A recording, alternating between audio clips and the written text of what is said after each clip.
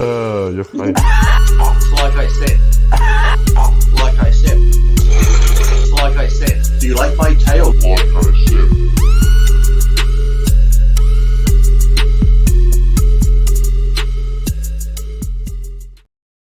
Welcome back to another exciting episode of Iron Ray. Welcome.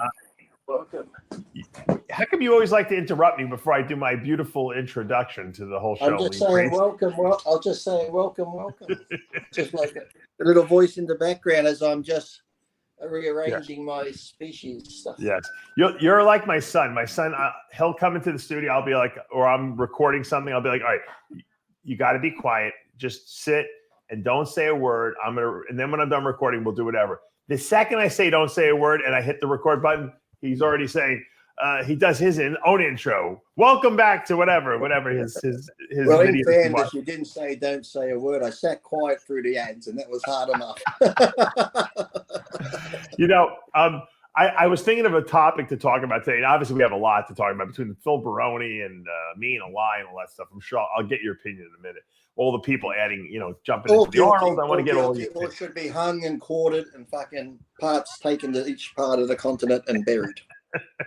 Next topic. However, just when you think you can't get more deranged, I got a story someone sent me that's more deranged than everything that's been going on recently. I'm going to play it for you. Is it bodybuilding related? It's not bodybuilding related, but it's fucked up enough that we can still it's still play. Fucked up in your head, Dave. I might find it very interesting. All right, you're right. Hold on. Let me okay, let's see if I find this deranged or do I find it normal. All right, here we go. I'm going to restart. Hold on. Okay. Refresh it. The Portland's close. You know about all the drugged out zombies living in tents? Now they're trying to eat people. Just yesterday, a guy was caught eating the face of a man at a train station. I'm not kidding. Police caught the guy chewing on his victim's ear. Cops say the 78-year-old victim's wounds were so bad you could see his skull. Police say they're not sure if the zombie was under the influence of drugs at the time. Maybe the guy was on bath salts. You remember bath salts? A couple of years ago when people were smoking them and trying to eat their neighbors in Florida? Why is Mike Tyson at the train station? When you decriminalize meth, heroin, fentanyl, cocaine, everything, you're just putting the priorities of junkies ahead of us. The Walking Dead, but Portland's close. You know about... This guy ate the guy's ear, Lee.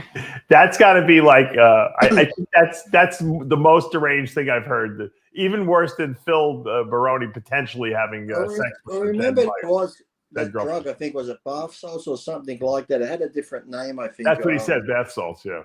No, this drug was called something else. It could have started with F. It was similar, but a couple of years.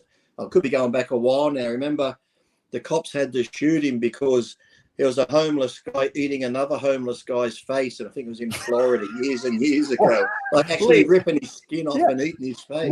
What? That's the guy said. Bath salts do that. What I have to believe is like what in a person's brain can be. You know how like when you drink alcohol, you feel good, you feel relaxed. You take ecstasy. You feel like, what could potentially make your brain say, you know what? I feel really good, but I want to eat that fucking guy's face off of his fucking skull. I mean, like, what can do that to your brain? I don't know, but I'll find out and get back to you. Yeah, maybe there really is like zombies. Maybe that all these zombie apocalypse shit that we hear about. Exactly. Maybe it's just and the government's just letting them out one by one loosely, so we don't know. That's right. I remember that guy that did the one in, I think it was Florida years ago.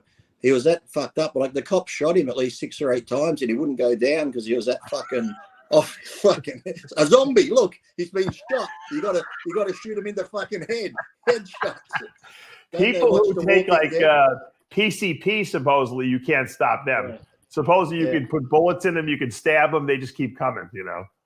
I know, yeah, but like I said, I've done those mushrooms before, and I've done that LSD where you see all like colorful shit and stuff. Yeah. So this stuff must just take you beyond that, where you get fucking like marijuana munchies and you see someone go. But how someone's ear can look more appetizing than a piece of pizza to me is beyond my comprehension. It might look like an almond croissant, Dave. You don't fucking know. And it wasn't like he even went for a really good ear. He went for like a homeless guy's ear. You know what I mean? Imagine if you did that fucked up and you're having sex and they saw your sausage, they'd be like, man, this woman's vagina thought I was eating a ham sandwich. There's a lot of fucking deranged people out there. I mean, it just is. And you know what? He's right. Oh, yeah. It's drugs. Like, people take drugs and they just don't think rationally and they make bad decisions. We see it over there. Look what happened with Titus and Kelly Ryan. I mean, come on. Well, the thing is, too, you got to look at it. It's like, I'm sure, too, like back when there was drugs, you know, when people were doing the cocaine, the movie stars and shit and other stuff, sort of like bodybuilding back then, it was probably a higher quality drug and you're probably getting the drug you paid for. Because now, look, these people are buying cocaine and it's mixed with fentanyl and all this other shit and dying. So it's like, people are like, wait a minute, we can make this drug and say it's this, but put all this cheap shit in it, makes people go batshit, just like with steroids now. They just give you either one test or water it down and sell it for the same shit. You're not getting the same quality. So back in the 60s and 70s, they were happy-go-lucky, you know, sex, drugs, and rock and roll because they were getting the real shit. Now they're getting all these crap drugs and turning into zombies. Right. So my advice is, if you got a drug dealer, get a good one so you don't eat people. Get good quality. You don't eat people's face off. Exactly. Dave, you better start selling cocaine, MDMA testing kits and shit like that. That's right. I want to test my crack rock before I fucking inject it. You know, I think that what's happening is that, you know, because I always ask people, you know, I'm always amazed when I see people using SARMs. I'm like, you know, obviously if you're taking SARMs, you know that they're a drug, right? And people are like, yeah. I said, why would you take SARMs? That they're not even that strong, really. I said, when you can, you might as well just take anabolic steroids if you're going to go that route. You know what I mean? Where you're going to take something anabolic. Because I'm talking about guys. I'm not talking about women. I'm talking about guys. Like, if you're going to take something, you might as well take something that you know works. But what I found is that people will take whatever is available. So I guess and they're still natural taking SARMs. yeah, exactly. Because there's some idiots that still sell SARMs online on their website, even though it is illegal, but people still do it. People will buy that because it's readily available. Like the resourceful person, like I was always a very resourceful person. Like if I decide, all right, I'm going to do this, I want the best that I can do, right? Because if I'm going to take steroids, I want the best steroids I can use. I'm not going to go and try to, like, you know, use these pro hormones that really don't do anything. And I'm the same. If I'm going to use coke, I go to Colombia for a trip. I come home, I get 10 naked girls in the shed cooking it and putting it on trays and fucking making it for me. Right. Quality control, Dave. You got to make sure you're getting the right stuff.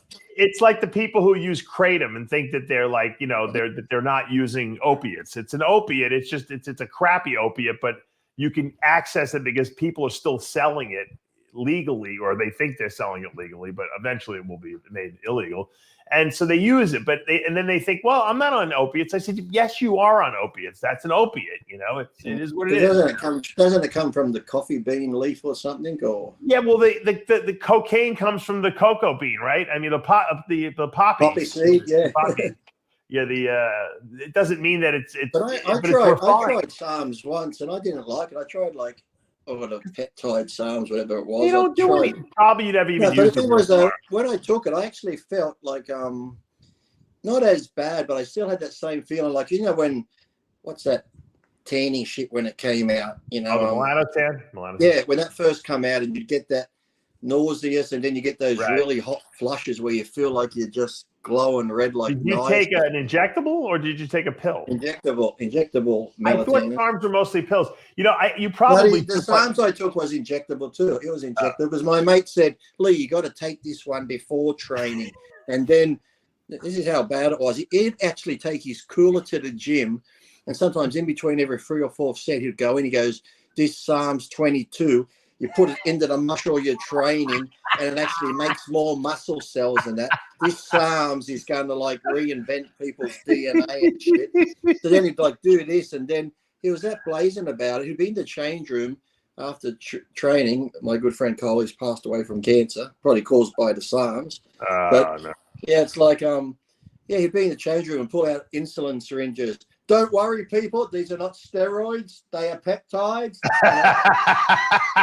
The average person doesn't give a shit. They see you with needles. Yeah. He'll even do it in the car park. He put his arm up on the roof of the car.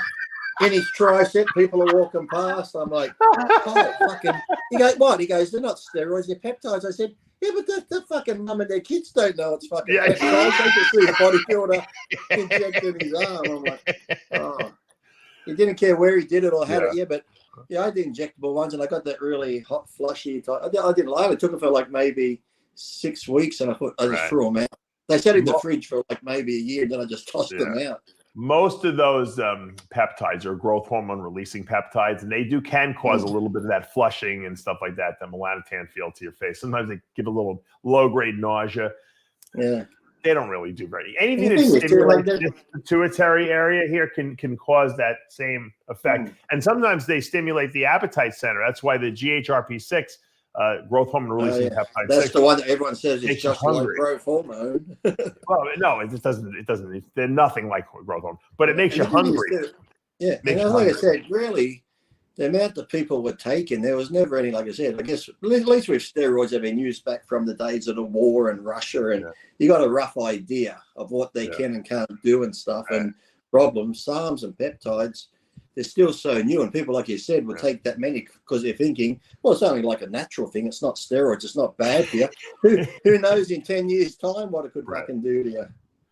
Think about it. Hunger, nausea, temperature, that's all. Flushing. All this is because you're overstimulating this area here, and that's where all the centers for all those things are. So I got those same symptoms from cocaine. Well, what I'm trying to say is that they don't even know what all these peptides are really doing to the brain. No. They know one effect. They're selling it. This stimulates GH release. Well, what else is it stimulating in your brain? Because it's causing all these other side effects. So it's obviously could be causing tumors, fucking clots, anything. I don't know about that, but it's certainly not. It's probably not good for you, to be taking, stuff that you're not really sure what it is. It's one thing if it comes from a pharmacy, and it's prescribed, but you don't really know what's going. Bruce Neller is convinced that all the peptides coming out of China are probably GH, but I don't know if that's true or not, because he said GH is so cheap to make there that it's probably easier just to put growth hormone, like low grade. You're saying because it has pharma labs on the label and that DNA symbol, it's not from a lab, Dave, and from a pharmacy. You know what the funny thing is, Lee, and I've seen, I sell these growth hormone testing kits on my website, and what's kind of, aside from the stuff that comes right from like a U.S. pharmacy, like the Serostim kits, the ones that look the shittiest are the ones that always test out good, and the ones that look almost too good to be true, those are the ones that always are completely fake. Because if you're going to sell something that's really nothing, you want it to look like it's something. So you make it look good, right? Yeah, if you got it, because I know a guy here, or used to know a guy, he was like a chemist guy, and he'd make tests and all that. And he'd just put in a bottle, he'd go, this is it, Lee, it's test 200, sus 250. It'd just be a shitty bottle, no label. So you just, because I knew he was a chemist, I knew it was legit. But like you said, and I have a friend, he buys something from somewhere else, he'll show me his bottle and goes, look at that, and have the pretty label on. I said, yeah, but how do you know what's in it? He goes, because it says it on the label, sus 250. I said, yeah, it's a pretty label, but it could be just fucking Deca. You don't fucking know.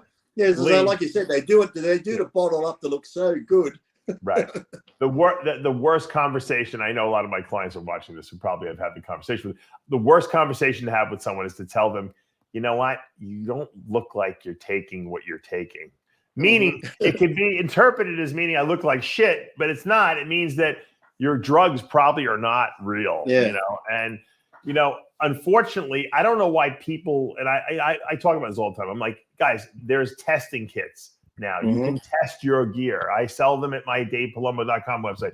Test it. And not only that, they have test kits now, the semi-quantitative test that you can actually tell how much is in the drug. So in other words, if you have testosterone and it confirms that, now you can take another test and it'll tell you how many milligrams are in there. Like, why wouldn't you do that before you take the drug? I'm going to get a bottle of sus 250 in a week or two. Can you send me a kit so I can test it? No problem. I want to know. I want to know how much I'm actually taking. So well, when if I you, take it, I can well, if you say, do a video, you should do a video of you testing it. So I will. If you send me one, I'll do it. I'll say, here's the Sus 250, and it's what 175. What the fuck? No, the problem is sometimes it comes out like 50 milligrams, you know, and you think and so you're taking, these guys think they're taking 1,000 milligrams a week, and they're actually taking like 200 milligrams a week or something like that, you know. But that's good for them then. That's actually better for them. Yeah, well, that was Boston Lloyd's whole thing. He always said, you know, before the testing kits were even available, he said the reason why he did such high dosages is because he just assumed everything was very weak. Which is kind of ridiculous when you think about it. But I think he probably wasn't that wrong.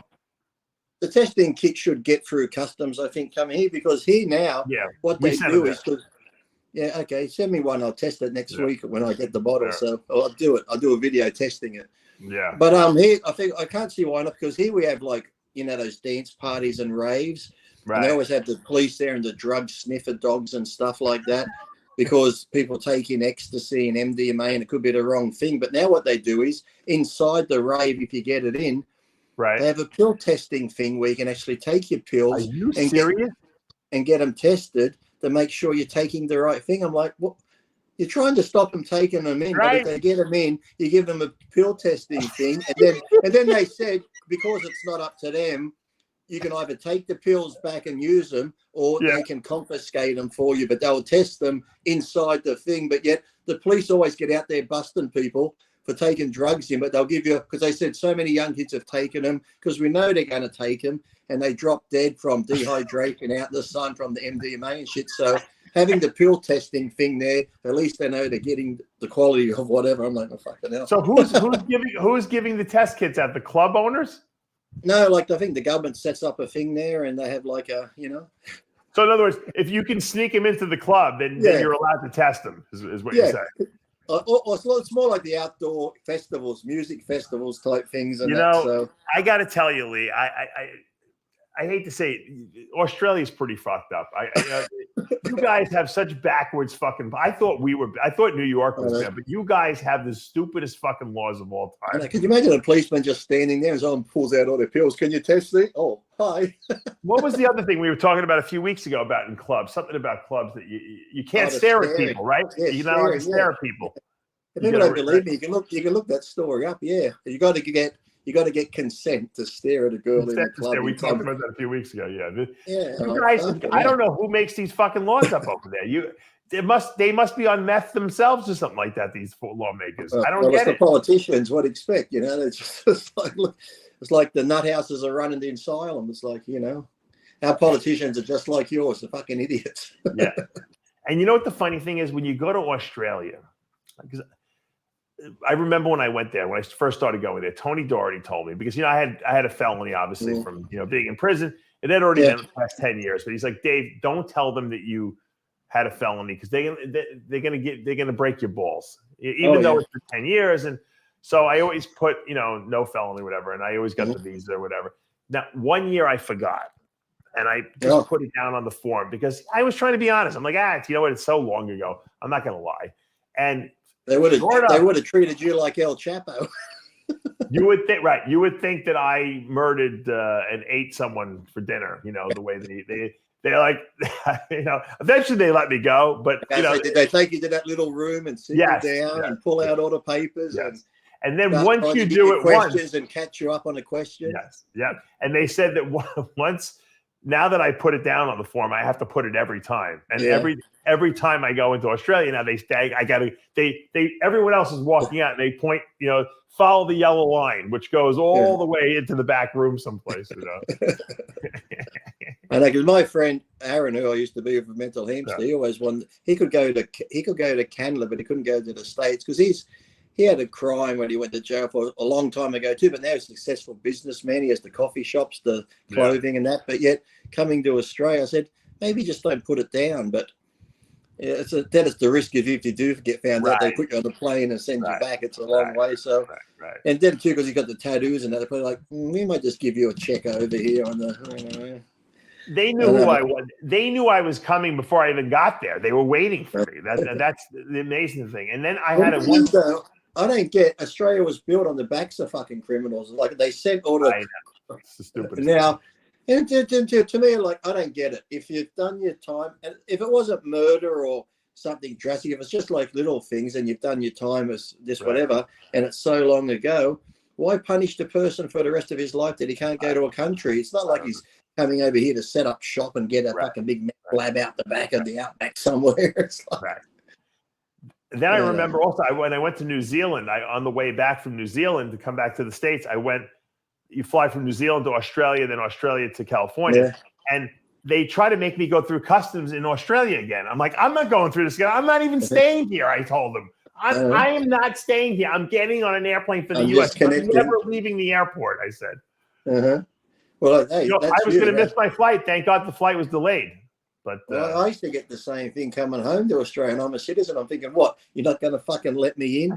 I said, I've had them take my mobile phone off me. They go through all my fucking things on my mobile phone, looking at pictures and shit. Do they really? Yeah. This one time he goes, give us your phone. I said, what for? We need to look at it. I hand it to him. He goes, unlock it. I unlocked it. He hands it to the girl, and she's looking through it. And I'm automatically thinking, fuck it, there are pictures of my wife and on there doing fucking crazy shit. And she's just looking through. She's looking through it, hands it back to him. He goes, is it okay? They must be maybe looking for text messages or who knows what. But about why? You meeting your drug dealer when you get off the fucking plane? I mean, come on. I know. I said, you're not looking at anybody else's phone. So what? This isn't random, is it? It's like you're singling me out. So next time I was thinking. That's that Lee Priest guy. That's the guy that ties his cock to the coffee table. See if you got any good pictures of it. I was going to get like a hard cock and write on a paper. Suck it, customs. The next time they go through my phone, the first photo they see is a cock and a sign saying "suck it, customs." You should just have, you should have a picture of yourself holding your cock right in the bed, and then the first picture. Say it's good to be home. Nothing like coming home with a big fucking cum shot. Do a video. Nice, you might as well do a video so they can play the video and watch it. Oh yeah. So and a big Australian flag in the background. But the thing is though, now I get through because I'll say I have something like when I came back this time, Jay gave me that pet butter. Like it's like a pet butter for your pets. So it looks like peanut butter. So I put it down, and as I'm waiting for my bags, the lady comes around, she's checking people. She sees me, comes over, looks at my thing. Anything to declare? I went, yeah, I just put down there. I got this stuff. It's like peanut butter, but it's not really made on peanuts. It's for like people can eat it. She's okay, and she fucking ticked it off. I'm like, oh, I wonder what that means. Yeah. But every time I put down that I have something to declare, I get straight through because they must think, well, he's not hiding searching his bags. Whether it be chocolates, I say for my mum or anything. I say I've got a bit of food, chocolates for my mum, and that I get through every time. Every time I put no, I've got nothing. Check his bag. Well, you can't bring any food and nothing. No. I remember I forgot the first time I went. I had like these sandwiches I had bought, Chinese food or something like that. And they're like, oh, you can't bring that through. I said, all right, well, I'm going to sit here and eat them. I wouldn't let them take the food. I'm like, I'll eat them here before I go through. Oh, it's so stupid. They won't even let you, like, sometimes Qantas will leave Australia with the food on, packed from Australia. Right. And the plane will come back. The food's from Australia, and it could be like apples, but you can't even bring that through, even though it's already come from here. Or I've seen, you ever watch those border shows? Well, you wouldn't see me, but we have the border show on here, like I think America has too, those custom shows. And sometimes the amount of Chinese that come over here, I mean, they got like fucking duck eggs and fucking raw fish. I mean, like, I'm thinking you can buy that shit here in Chinatown or any of the markets. I mean, they're bringing like a whole suitcase. One whole suitcase is dedicated to fucking fruits and dead fish and fucking pig intestine. I'm thinking, what the fuck? And even the customs people are like, why are you bringing that here? You can buy it here. Oh, sorry, not speak. Oh, no. And then it's like, because they don't declare it, they normally get through, but if they've done it a few times, they get a fine of a couple of $100 or shit and stuff like that. Even wooden objects, if you buy some wooden artifact, before it comes in, they got to take it away and fucking spray it with this stuff in case there's any mites in it or shit like that. Or they're that crazy, huh? Yeah, it's so crazy at preventing disease for coming into the country, but they can't stop. They couldn't stop COVID. That's for sure. No, they tried. Even if you go like to the country or to a farm, you got to declare that, because then they'll take your boots and they'll go spray your boots or do whatever to your shoes in case you've walked in any organisms from the farm and that. It's like, no, I haven't been to any farms, but I went to like 20 brothels. Yeah. I'm clean. Yeah. And, you know, it's kind of ridiculous because in one sense it makes sense what they're doing, and then in another sense they completely contradict it doing something else that's completely ridiculous, you know. So well, I can never understand it, because when I first wanted to move back, I gave my dog to this nice family, but for me to bring my dog back and had to get all these tests and done, which I understand, have all its shots and blood work, so it's got no disease or parasites. Right. But then it was almost the same price as a human ticket. It's like $3,000-$4,000 because you got to put in the carrier, goes in the cargo. But then when you get to Australia, your pet has to be in Sydney, because I fly into Sydney, 6 months in quarantine. Wow. And it was going to cost me $8,000-$9,000 for my pet to be in quarantine. I'm like, I won't see my pet for 6 or 8 months. That's crazy. There's a different time limit. They said, yeah, because it is. But I'm saying, but you've got all this information, like it's had its shots. You can see there's nothing in its blood, but something could pop up. I'm like, yeah, but people come in daily. They could have. I was going to say, Lee, any disease. The animals are not carrying the disease. It's the people, you fucking moron. And then they'll get mad at me because I'm saying, well, how the fuck, when we have these big fucking horse races, these horses come from United Emirates, everywhere, and they're fucking straight in, running around on the fucking exactly. Money. I'm like, you bring a horse straight in for these horse races, like from England, straight They're in. worried about chickens coming in there, but they don't worry about the people that are carrying the COVID and all the other crazy shit. And it's the people that carry diseases, you idiots. Yeah, 6 months, my dog would have had to be at a fucking, like a pound down Sydney somewhere. And I'm thinking, so I'd have to almost drive down weekly and every couple of days to see a dog. I'm thinking in 6 months, I'd go see him. He'd be like, who the fuck are you?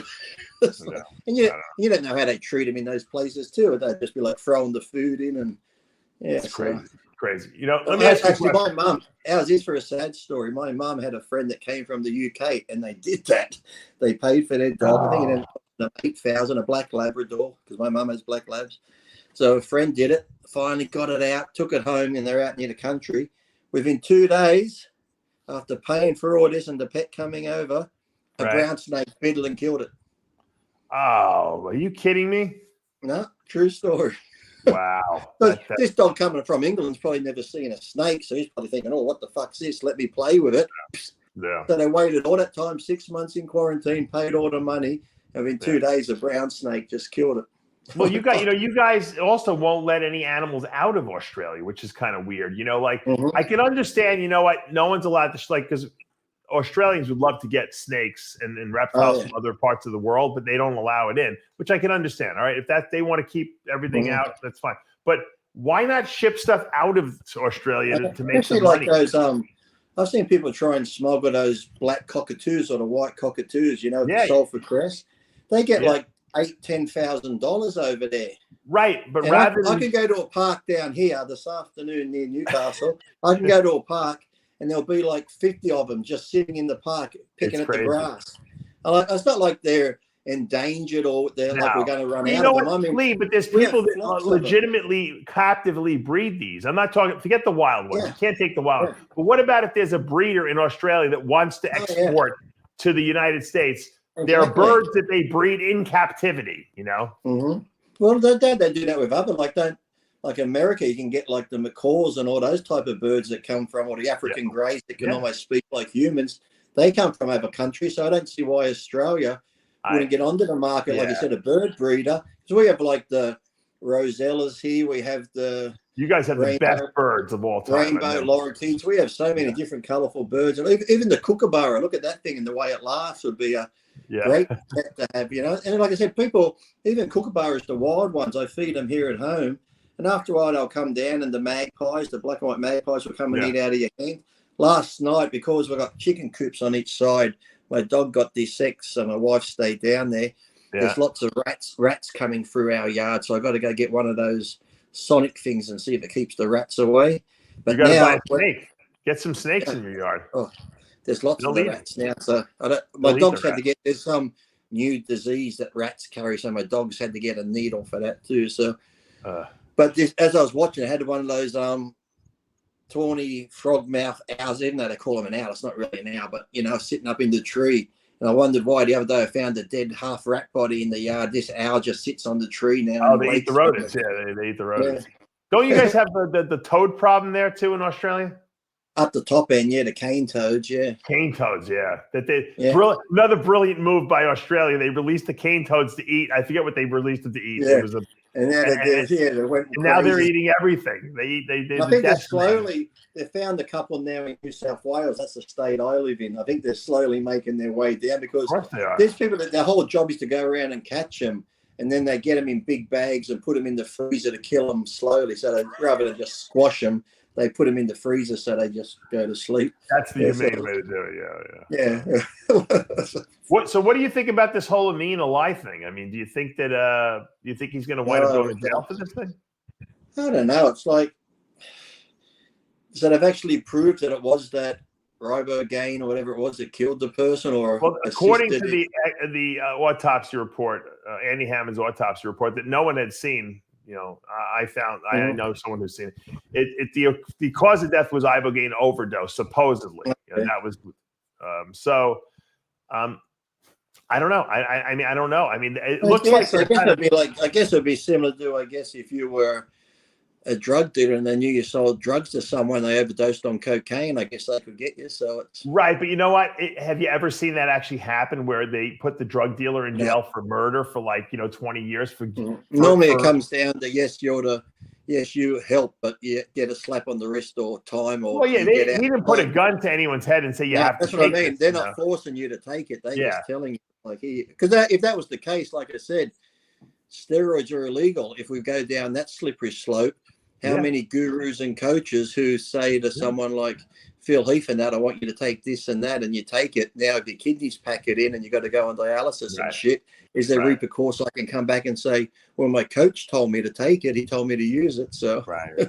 It seems kind of weird. It seems like he's like the sacrificial lamb over there type of. Well, we almost do. Can we go after McDonald's then for causing obesity and heart attacks on people? For yes, we know. I'm sure there have been people who sued them for that, Lee. I'm guaranteed there has been some fat slob. Like I said, yes, they make the food. We know it's bad, but McDonald's isn't forcing you to eat it every day to get fucking heart disease. So it's going to be an interesting one to see what happens there.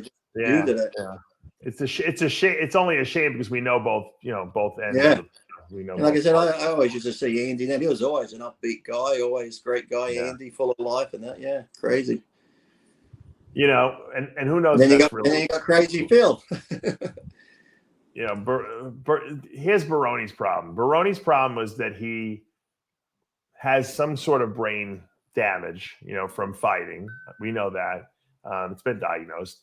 And then he was doing drugs on top of that, which drugs don't make you think rationally anyway. Alcohol, marijuana.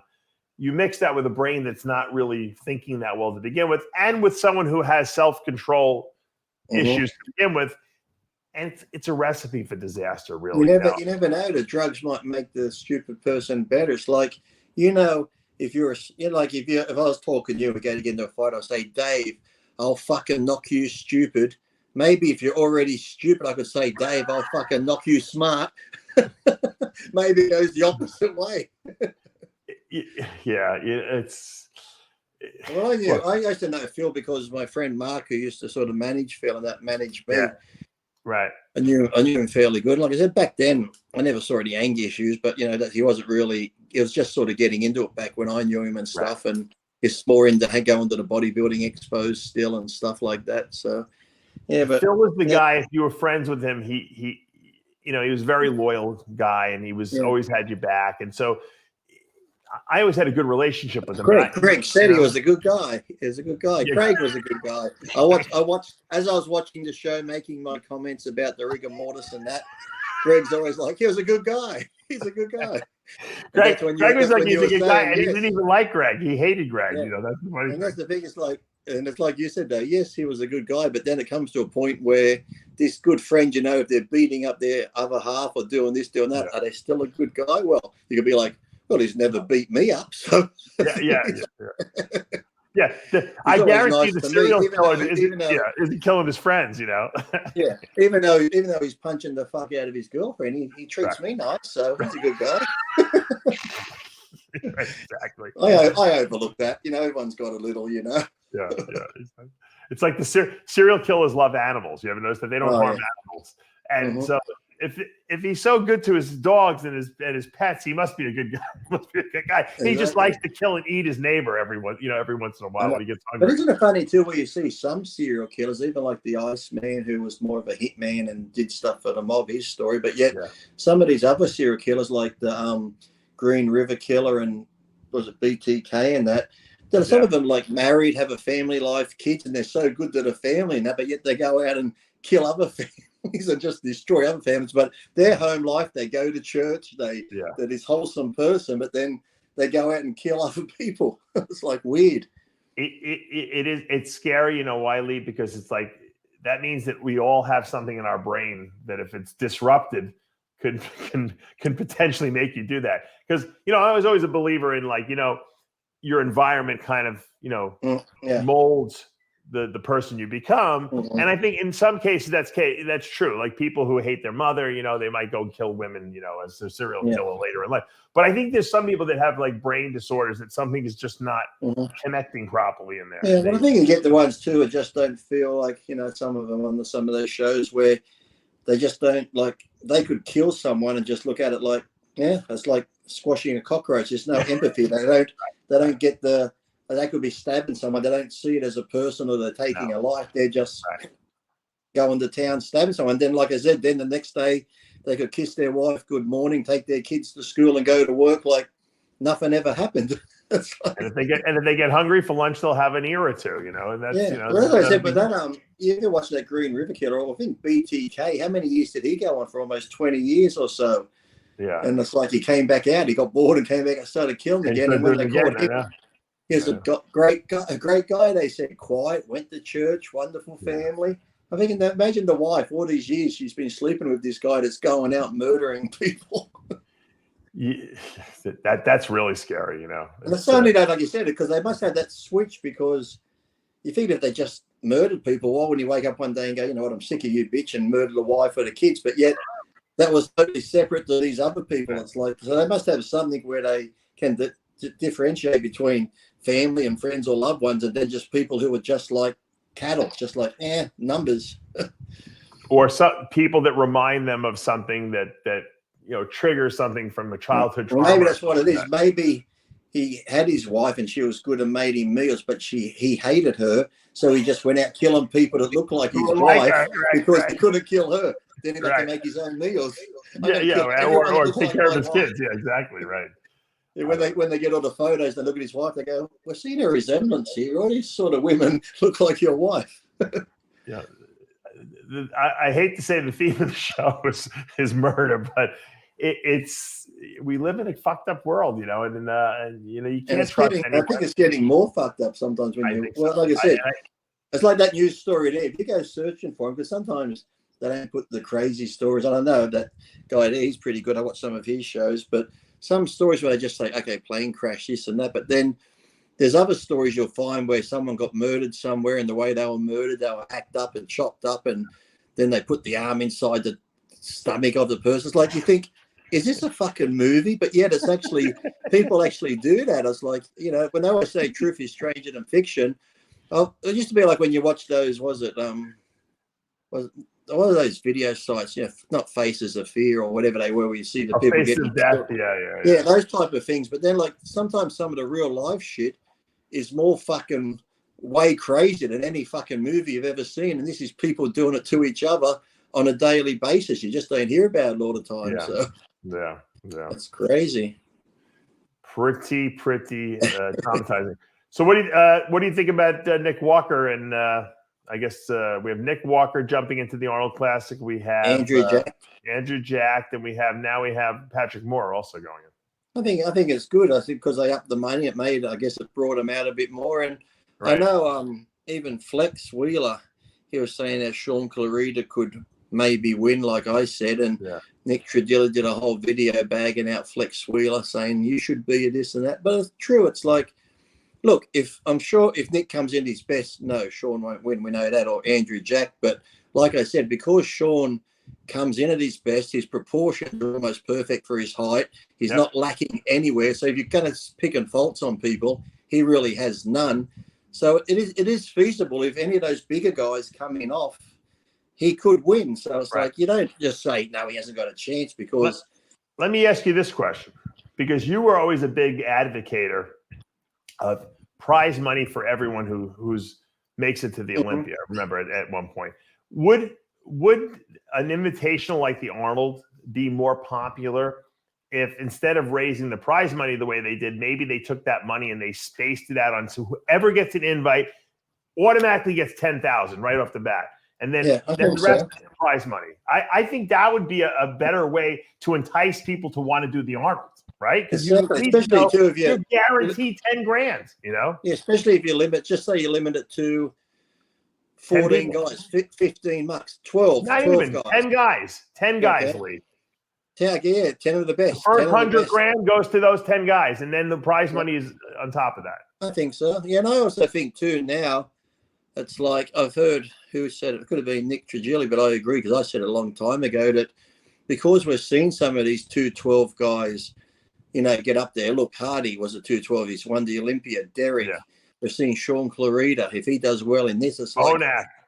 Yeah, Bonac. I say get rid of the 212 class and use that money for open so you can distribute more money in the open. Get rid of 212. If you're a good enough bodybuilder, you should be able to stand with the best of the best. I had to back in the day. Lee Labrada did, Franco Colombo did, a lot of other shorter guys had to, smaller guys. So I say get rid of the 212 class altogether, and that money could go to more, like I said, in the open classes and spread it out more. So just get rid of it. The 212 has proven they can stand there. If you're good enough, you can fucking stand there. If you're not, then go do some maybe lower tier pro shows. But if you're good enough, you can do well. So get rid of the 212. Fuck it off.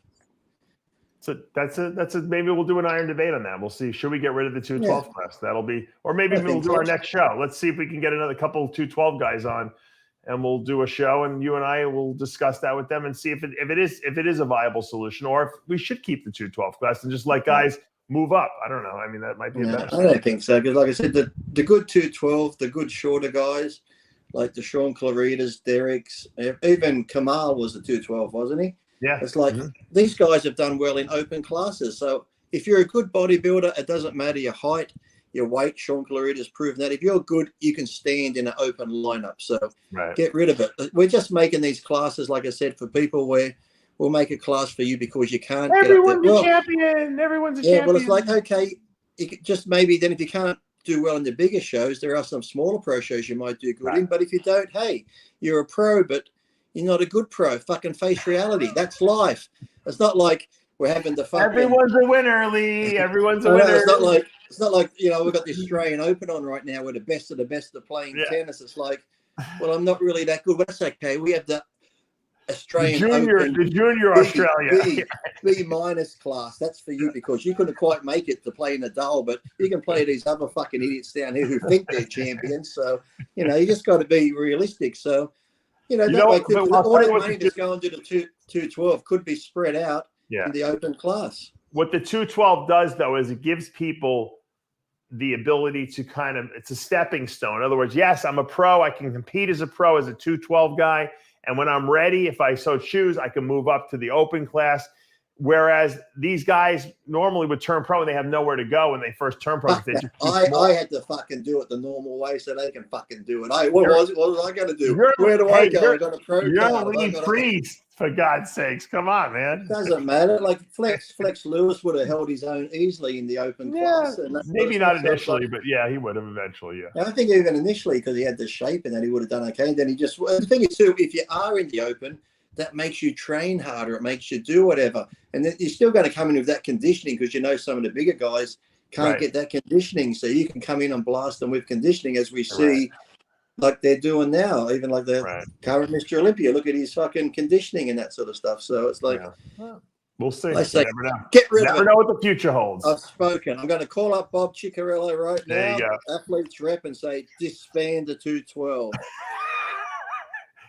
he claims ownership of that class, that he brought it into being. Well, he's owned it for long enough. It's time to let it go. We're going one class, open it up, and there's more money to go back. So there we go. And then they can just raise the get rid of Classic too and put them in the open as well, right? No, Classic's still good because that's for the guys who don't want to be the big freaky stuff.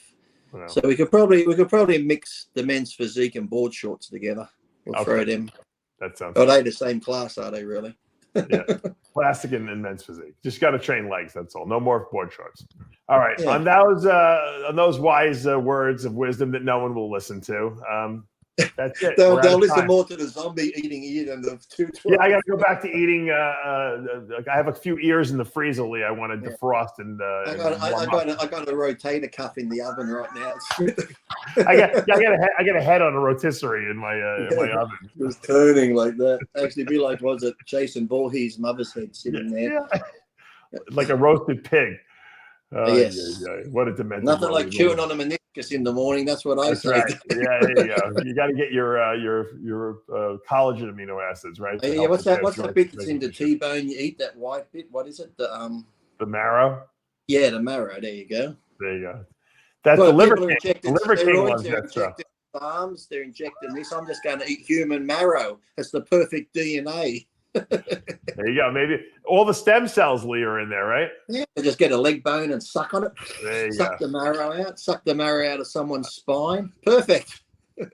On that disgusting note, I'm wrapping up this show officially, Lee. I'll talk to you again next week. Thank you guys for joining us. Have a great weekend. And don't